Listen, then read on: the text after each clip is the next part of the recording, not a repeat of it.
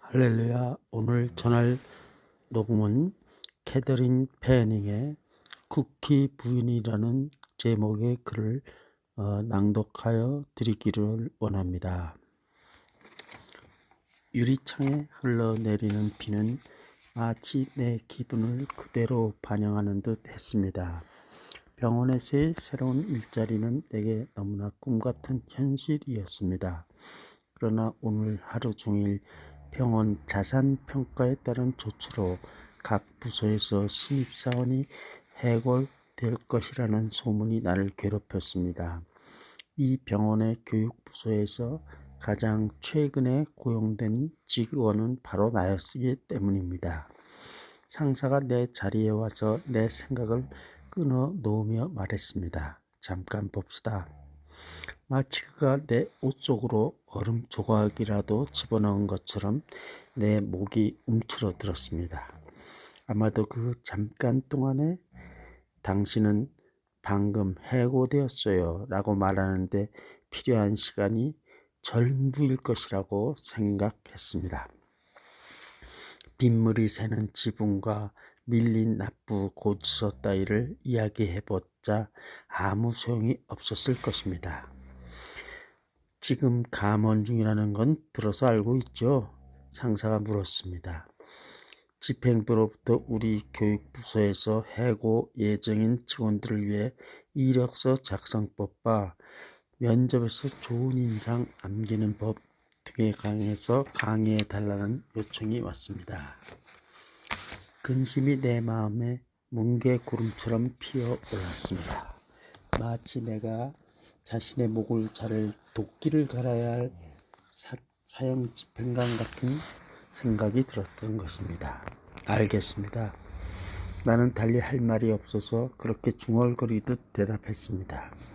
상사가 떠난 후 나는 집에 일찍 들어가기로 했습니다. 누군가 내 눈에 눈물을 본다면 알레르기 때문이라고 말해야지 하고 생각했습니다. 뿌옇게 흐려진 눈에 사무실 비서 책상 위에 놓인 줄무늬가 그려진 땅콩 버터 쿠키 한 접시가 들어왔습니다. 이 쿠키 누가 가져왔어요? 내가 물었습니다.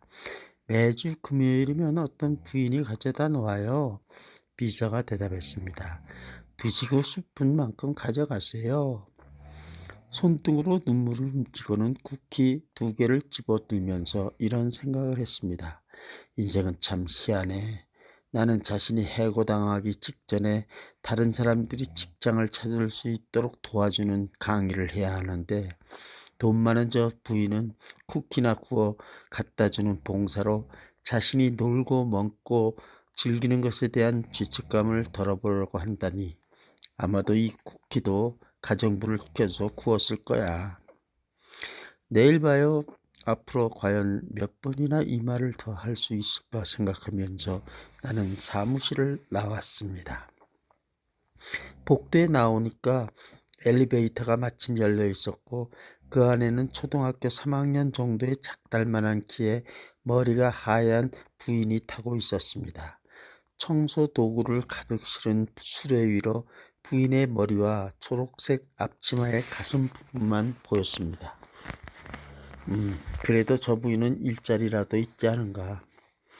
집으로 오는 내내 자기 연민과 싸우다가 집 앞에 도착한 나는 결국 울음을 터뜨리고 말았습니다. 그렇게 외로울 수가 없었습니다. 두렵기도 했습니다. 다음날 아침 강의라면 직접 하라고 상사에게 말하려고 마음먹었다가 차마 용기가 나지 않아서 강의 자료를 찾으러 도서관으로 향했습니다. 오후에 병원에서는 내가 병원을 떠나게 되었다는 이야기가 나오자 나는 아무렇지도 않은 듯 조기 퇴직하고 아버지의 농장 헛간에서 지낼 것이라고 농담까지 했습니다. 그 다음 2주 내내 나는 개의치 않은 척을 했고 마침내 병원을 떠나는 사람들의 마지막 근무일인 금요일이 되었던 것입니다. 인사과 사람들이 와서 마지막 월급 봉투를 사람들에게 나눠주고 사무실 열쇠를 돌려받는 동안 나는 직장을 찾기 위한 제 교육을 원하는 사람들을 위해 수업 시간표를 준비하고 테이블에서 기다렸습니다. 막 해고된 사람들은 문 앞에 일렬로 줄을 서 있고 대부분 울고 있었습니다. 몇 주 후면 나도 똑같은 신세가 되겠구나 하고 생각했습니다. 내 옆에는 회사 사목 목사님이 앉아 계셨습니다. 위로가 필요한 사람들을 위해 이야기를 해 주시려고 와 계신 것이었습니다. 목사님은 노란색 형광펜으로 줄이 그어진 손때 묻은 성경책을 펴놓고 계셨습니다. 우리 앞에 온 첫 번째 사람에게 목사님이 인사하는 동안 목사님이 줄을 친 귀절이 무엇인지 궁금해서 슬쩍 곁눈질을 했습니다. 로마서 12장 5절의 말씀이었습니다. 이와 같이 우리 많은 사람이 그리스도 안에서 한 몸이 되어 서로 지체가 되었느니라. 우리에게 주신 은혜대로 받은 은사가 각각 다르니. 목사님이 책을 짚기 전에 나머지 구절을 계속해서 읽었습니다. 혹 가르치는 자면 가르치는 일로. 은사를 받은 것과 은사를 사용할 기회가 있는 것은 별개의 문제니까 하고 나는 생각하면서 눈물이 차올라 목이 메었습니다. 그때 초록색 앞치마를 입은 한 부인이 테이블을 향해서 천천히 걸어오는 것이 보였습니다. 목사님이 내 쪽으로 몸을 기울이며 속삭였습니다. 맙소사, 우리 쿠키 부인까지 정리해고를 당하다니. 쿠키 부인과 부인의 땅콩 버터 쿠키가 많이 그립겠군요. 쿠키 부인이라니요. 관절염으로 구부러진 손가락을 한 그 부인을 바라보았습니다. 내가 상상하던 부유한 자원 봉사자의 모습과는 거리가 멀었습니다. 우리 테이블 앞 의자에 앉으면서 부인은 마치 지시를 기다리는 얌전한 아이처럼 무릎에 손을 가지런히 모았습니다. 목사님이 스페인어로 부인에게 말을 했고 나는 내가 준비한 수업이 그녀에게는 아무런 도움이 되지 못한 것을 알았습니다. 부인은 미소를 띈 채 앞치마 주머니에서 종이에 싼 쿠키를 꺼내서 우리에게 주었습니다. 고맙습니다. 그라시아스. 스페인어로 그 말밖에는 할 수 없는 자신을 안타까워하며 나는 대답했습니다. 불현듯 내 자신에 대한 연민의 감정이 부끄러움으로 바뀌었습니다. 나보다도 훨씬 더 어려운 형편에 처해 있을 것임에도 불구하고 이 부인은 여전히 자신보다 남을 더 생각하고 있지 않은가. 부인의 쿠키야말로 우리가 그리스도 안에서 한 몸이 되어서 서로 지체가 되었다는 로마서 말씀을 강조하고 있는 것 같았습니다.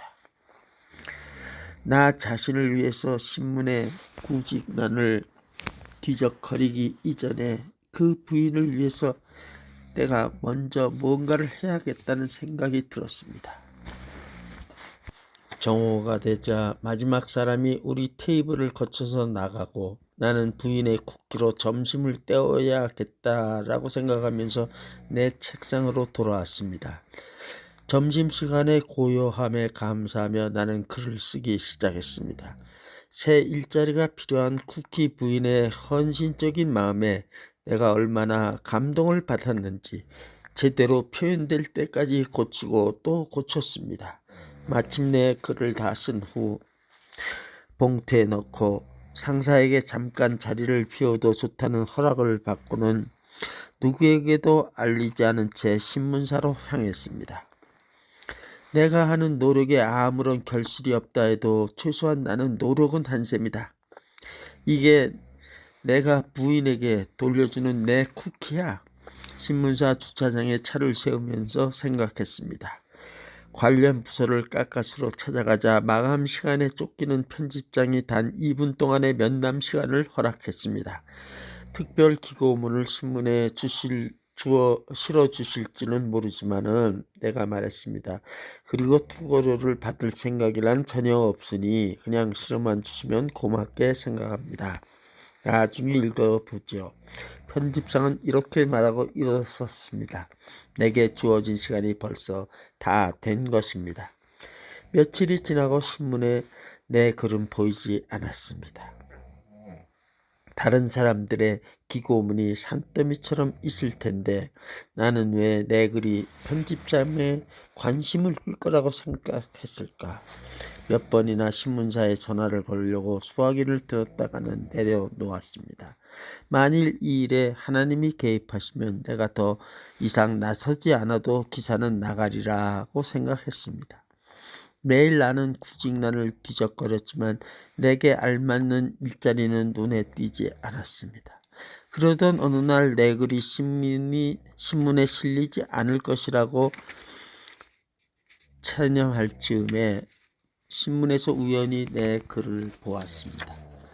내 글을 본 사람이 나뿐만 아님이 분명했습니다. 사무실 비서의 책상 위에 내 앞으로 온 메시지 쪽지가 쌓이기 시작했습니다. 그중 하나는 시내 제과점에서 온 것이었습니다. 긴장한 채 나는 제과점에 전화를 걸었습니다. 쿠키 부인을 위한 일자리가 있음이 틀림없었습니다. 몇 분 후 나는 쿠키 부인을 그 제과점 주인에게 소개하기로 약속을 했습니다. 흥분이 가라앉자 내가 주제 넘은 약속을 한 것은 아닌가 걱정이 되었습니다. 그런데 갑자기 발자국 소리가 나더니 손에 신문을 움켜쥔 목사님이 내 책장 앞에 있었고 그 뒤에는 쿠키 부인이 서 있는 것이 아닙니까? 글 잘 읽었습니다. 목사님이 말씀하셨습니다. 직업 소개서에 신청을 하러 가기 전에 그 말씀을 드리려고 들렸어요. 거기 갈 필요가 없어요. 내가 웃으면서 말했습니다. 시내에 한 제과점에 일자리가 있대요. 제가 통역을 할 수 없으니까 목사님이 제 대신 부인을 그리로 모시고 가주시겠어요? 목사님도 웃었다. 물론 부인을 모셔다 드리겠지만 통역할 필요는 없을 것 같습니다. 그 집 주인과 부부가 멕시코 사람들이라 부인은 금방 적응할 수 있을 것입니다. 목사님과 쿠키 부인이 떠난 후 나는 구직난이 눈에 들어오지 않았습니다. 쿠키 부인의 일자리가 확정되었는지 궁금해서 견딜 수가 없었습니다. 자신보다 다른 사람을 생각하는 쿠키 부인에게서 남을 먼저 염려하는 것을 나도 배우지 않았습니까? 나는 호주머니에 넣어둔 다른 쪽지들을 꺼내 읽었습니다.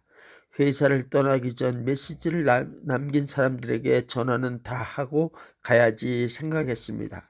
그 쪽지 중에 하나에는 내 눈을 의심하게 만드는 글이 적혀 있었습니다. 나는 그 메시지를 2번 읽었습니다. 한 잡지사에서 귀하의 기사를 읽고 연락했습니다. 혹시 잡지사 같은 데서 일하고 싶을 때는 언제든지 전화하기 바랍니다. 그리고 그 잡지사 편집장의 이름과 전화번호가 적혀 있었습니다. 단 한 통의 이력서도 보내지 않았는데 단 한 통의 이력서도 보낸 적이 없는데 내가 새로운 일자리를 쉽게 찾은 것이었습니다. 그리스도 안에서 한 몸이 되어 서로 지체가 되었다는 것을 나는 다른 사람들에게 알리기만 했을 뿐이었습니다. 쿠키 부인이 그 사실을 내게 상기시켜 주었던 것처럼 말입니다. 성도 여러분, 하나님은 남을 격려하는 사람의 그 곤경에 처하는 것을 외면하지 않으십니다. 우리는 그리스도 안에서 서로 지체입니다. 우리가 자신이 어려운 상황에서도 그것에 불평하지 않고 오히려 남들을 격려하는 사람이 되는 그것이 얼마나 중요한지요. 오늘 쿠키 부인을 도왔던 이 직원처럼 하나님은 그 직원의 곤경을 또 외면하지 않으셨습니다. 할렐루야. 복음 충만교회 데니엘서 서재영 목사였습니다.